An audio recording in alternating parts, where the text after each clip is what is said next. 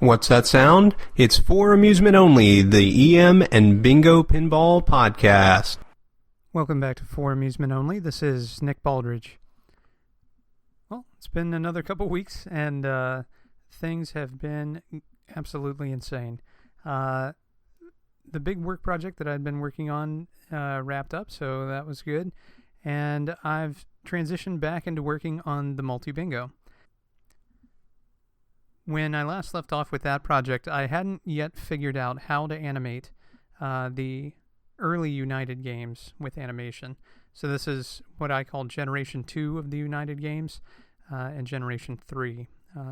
From the schematics and manuals, I wasn't aware of a difference, but when I met Butch and Mike Lauda, they showed me that there was, in fact, a difference between some of those early games with animation and some of the middle ones with animation. There's a slight hardware difference. So that hardware difference was came about the time that Light a Name was introduced. And again, if you just look at the schematics, you would never really know. You'd have to look at the physical machine to know. If I recall correctly, it has to do with the reset button that's on the inside of the game. For the Light a Name games, you can reset the Light a Name, and for the other early games, you can reset the position of Reflex Unit 2. At any rate, the interesting thing is that the animation works the same for all the United games in Generation 2 and 3 until you get to Generation 4, which is when United switched to essentially Bally internals. The Bally internals work exactly the same as a Bally. There's a spotting disc, and the spotting disc is released by a latch coil, and wipers rotate across it, and as they rotate, it sweeps this animation. Pretty straightforward and exactly how I've been doing the Ballies, but the United games are different. They have a small carousel motor called a flash motor, and this motor has 4 arms, which are in the shape of a cross, and they will sweep across this much smaller unit. So instead of 50 positions with multiple rows of rivets, instead it's only 25 positions and with only 2 or 3 rows of rivets. So vast difference in how quickly the unit can rotate and exactly how much action goes into it. Another difference is, instead of the animation being handled by the flash motor itself directly, some of it is offloaded to the mixers. On each of the mixers, there is a step-up switch. When the switch is closed, it will animate something on the back glass. There are 4 different mixers. United jumped from 2 mixers in Showboat all the way up to 4 directly afterwards. So they jumped up to a much more complex mechanical setup pretty quickly.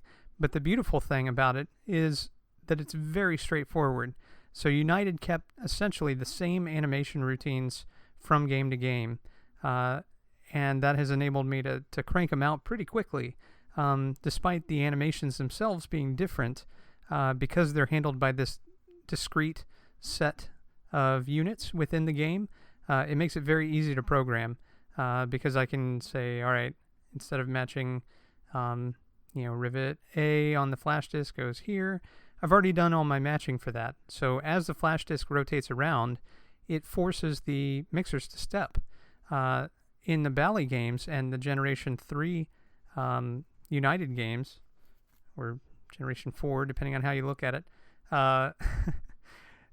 in those games, the mixers actually rotate at the same time as a spotting disc. They have their own set of spring-loaded arms that will stop the rotation at random intervals. In the United games, they're just steppers. Much simpler mechanically, but the only issue is that there's a lot more that can go wrong between, say, the flash disk and the mixers than can go wrong in the Ballies. Which design is superior? They're both equally valid. They're just different. So in the Bally's, you have this big clutch-driven affair, and the clutches will allow those units to rotate. But in the Uniteds, you have this direct stepping action that's caused by the rotation of the flash unit. So again, both valid, both cool, and I really like the way that the lit elements are offloaded to these mixer step-ups. So, for example, let's say you have a bingo, just a general bingo. This bingo is going to have several things that are wrapped up in its animations. It's going to have extra balls, which are going to flash in some particular pattern. It's going to have, let's say, spotted numbers and odds. All right, so if I were to make a series of bingos and I had planned out a series of, say, 5 different bingos that I was going to make, all of them would have those features.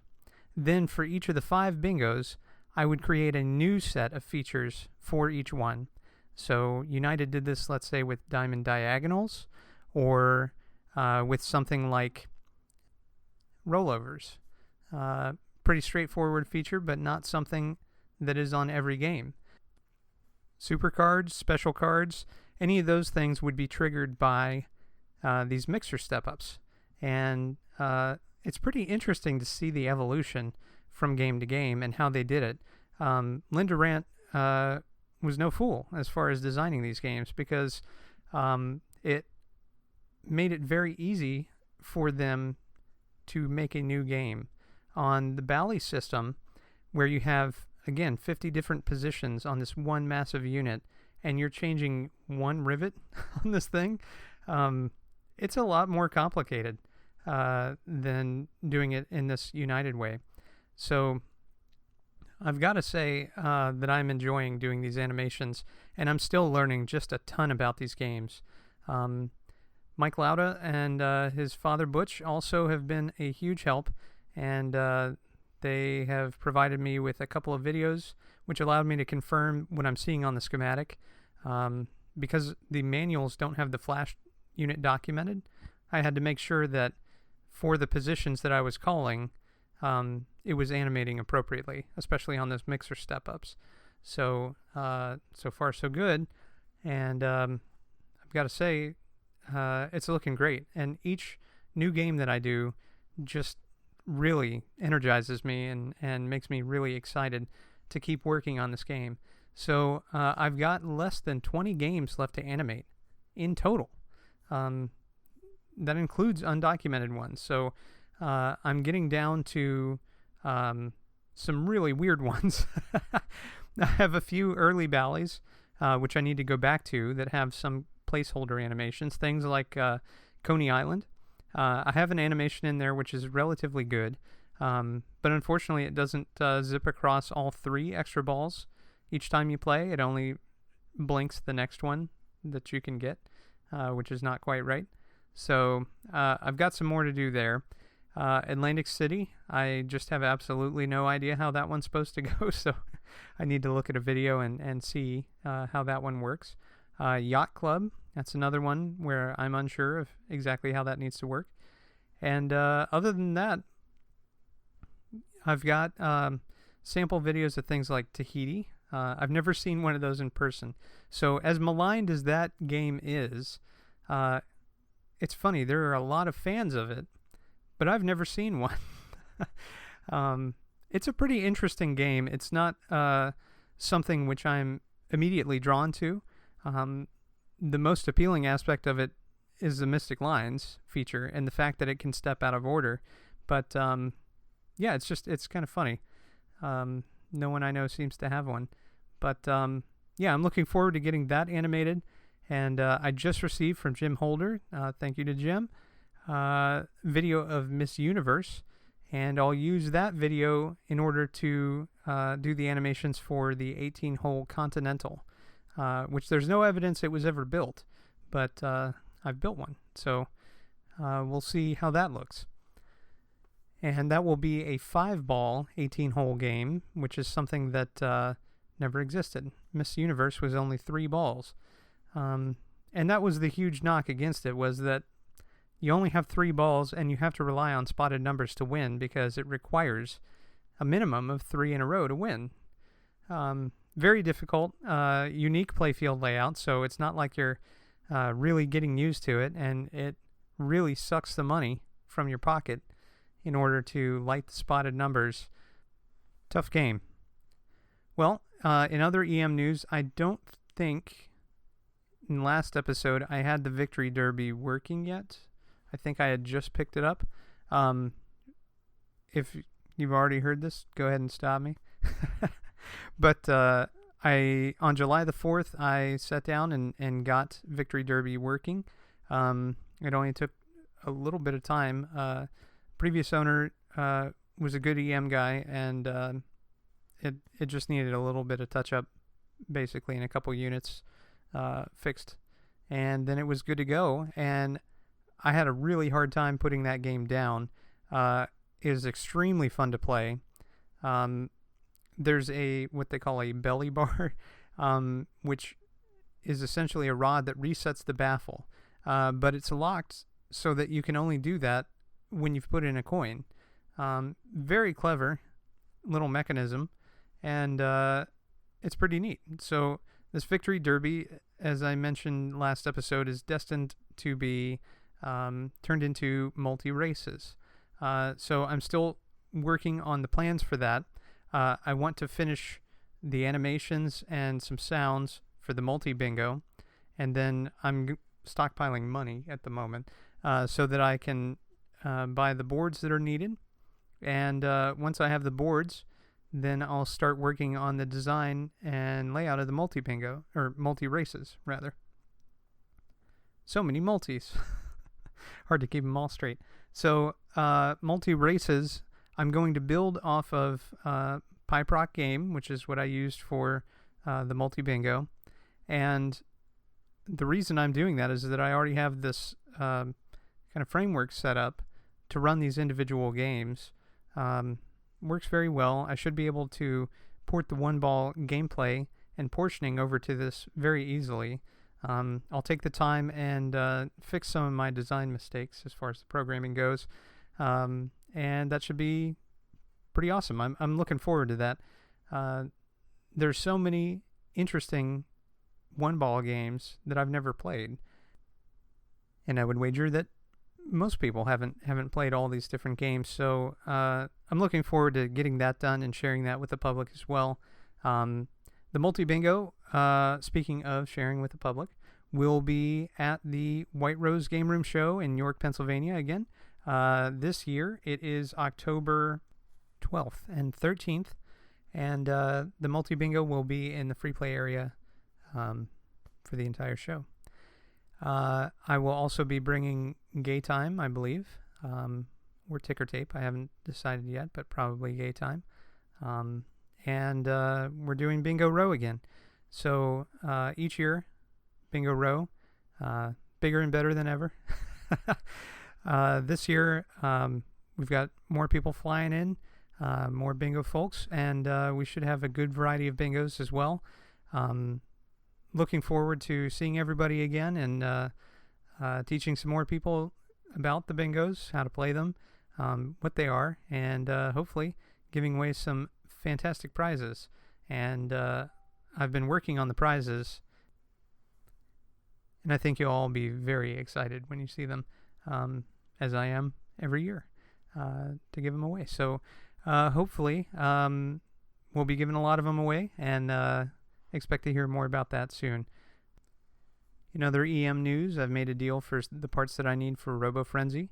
I'll be picking those up at the York show, so I won't expect any movement on that game until after York, but my path should be pretty clear after York to work on that, and multi-races will be yet another thing that I do in between stuff on Robo Frenzy. So I'm looking forward to getting back into wiring that. That's been a fun challenge, and adding these extra relay banks will really open up some new possibilities as far as the design goes.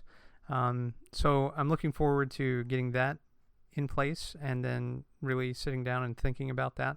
Haven't had much of a chance to do that in the past few months. It's been insane. for me, but things are finally calming down, and I'm really looking forward to October already. I've got some other fun stuff coming up. Expect to hear more about that soon. And unfortunately, at this point, I need to get moving. I have more animations to write. But before I go, a couple of things. First, I've been helping a lot of folks with their games online and via email and everywhere that I can. And really excited when all your games come to life for you. That's fantastic. But I wanted to highlight a couple of problems that I've helped people with here recently. The first was an issue with a game. The game suddenly threw to tilt, and it was stuck there, and nothing would work, and everything was messed up. Like, the game was totally dead. Well, I had the person inspect the fuse block and the fuses. Everything looked okay there. So the next thing was the Jones plugs, and they happened to look at that because it's right near the fuse block, and one of them was partially unplugged. Well, what do you know? Plug that Jones plug back in, and everything comes to life. It's a good reminder, and it's a reminder for all of us. Make sure to check your Jones plugs if you're getting weird behavior. If the plug is backed out, or you didn't seat it properly, or you put the plug in between the plug receiver, which happens. Any of those things can cause some pretty crazy behavior. So it's worth checking, even if you know you did it properly. So the next thing would be yellow button acting like it was on free play on a bingo. And this is something that is pretty unusual unless you have the game set for free play. Shouldn't happen. I advised the person to check their Jones plugs again. So in this case, they had taken out the plug for the coin door, and when they put it back, they actually hooked the thin wire, which allows the tilt bob to be more sensitive, and it's just the thin bare copper wire, and plugged it into their Jones plug, and it happened to bridge two terminals, one of which was the yellow button, and the other was part of the coin switch. He just lucked into free play, but only for that one button. So he unhooked that, and all was well. But it goes to show you how easily the games can get out of whack. You have to pay careful attention when you're plugging and replugging these Jones plugs, because if you make a mistake, it can cost you quite a bit of time, trying to troubleshoot something. So make sure your plugs are good, and all will be well. All right, so the last thing I wanted to leave you with was a game. We're no longer in the year of flipperless. There's no amazing echoey sound I notice when I say it. Today's game is Gottlieb's 1949 Double Shuffle. Double Shuffle is a wood rail game, 1949, with flippers, again, 1949, and it has a pretty unique playfield layout. It is symmetrical, but similar to Twin Bill, there are two different scoring mechanisms that are functional at the same time. You have red and green. The left side of the playfield is devoted to green, and the right side devoted to red.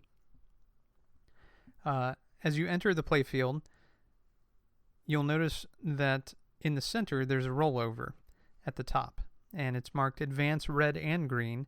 It will advance the red and the green scoring by one, no matter where they are. So if you've already advanced red several positions, it'll advance it to the next one. The thing about the sequence for this is that you have to hit it in order. So the bumpers are laid out 1, 2, 3, 4, 5 on the left-hand side, and 1, 2, 3, 4, 5 on the right-hand side for red. As you hit them, it's going to advance a bonus value, which is shown down at the middle of the playfield. As you carry down the playfield from that upper rollover, there's two pops and a post in the middle. By the way, that upper rollover is a two-way rollover, so you can bounce off the post and go back up and down it a few times. advancing multiple times. And because that's your skill shot, ideally, you're going to have a little momentum behind that. So you will get a couple of advances just from the plunge, which would be great. If not, you need to make sure that you're going to one side or the other because the numbers have to be hit in order. So, on the playfield, underneath that area, there are 2 pop bumpers flanking that post, and below that is a rollover. The rollover is marked special when lit. When it is not lit, you earn a mystery award, just a mystery number of points. Down below that, you have the 2 bumpers, 4 and 5, on either side, and if you are to go between them and the rubbers that line the walls, you will earn your rollover value and spot the numbers 3, 4, and 5. That's extremely helpful, especially if you're coming off the plunge and you manage to hit 1 and 2, you spot 3, 4, and 5, you're in pretty good shape.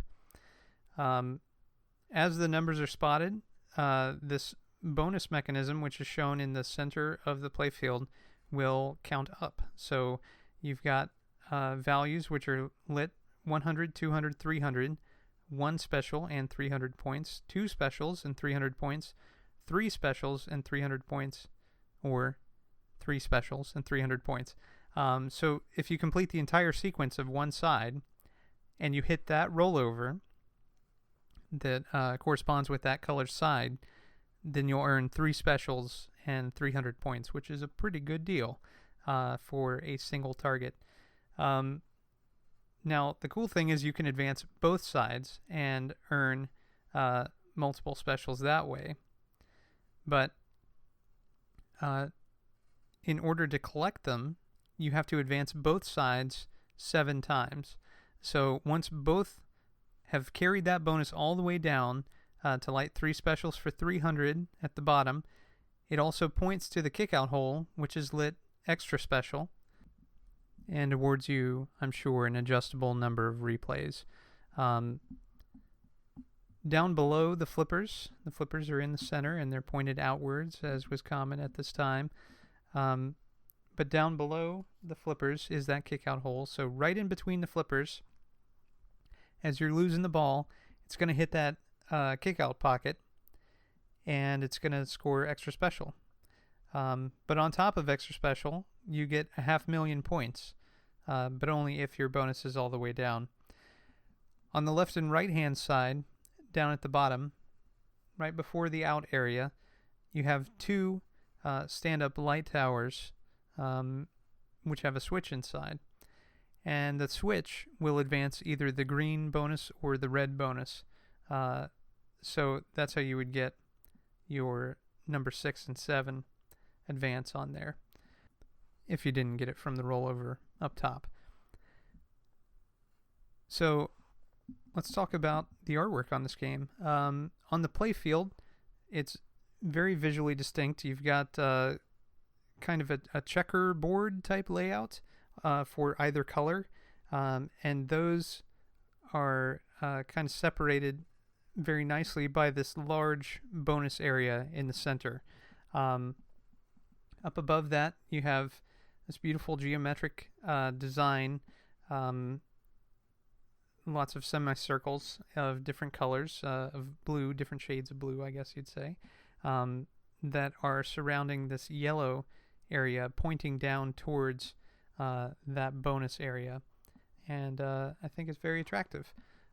Looking at the back glass has a shuffleboard. So this is Double Shuffle is the name of the game, and there is back glass animation depending on which numbers you have hit in the sequence. The puck is going to move down that shuffleboard area. Cool idea, and because you have that dual scoring feature, it's going to move on either side. And the area where the shuffleboard sits is on top of another checkerboard motif. You've got several people who are watching the shuffleboard game with a lot of interest, and on either side, there's a team of a man and a woman.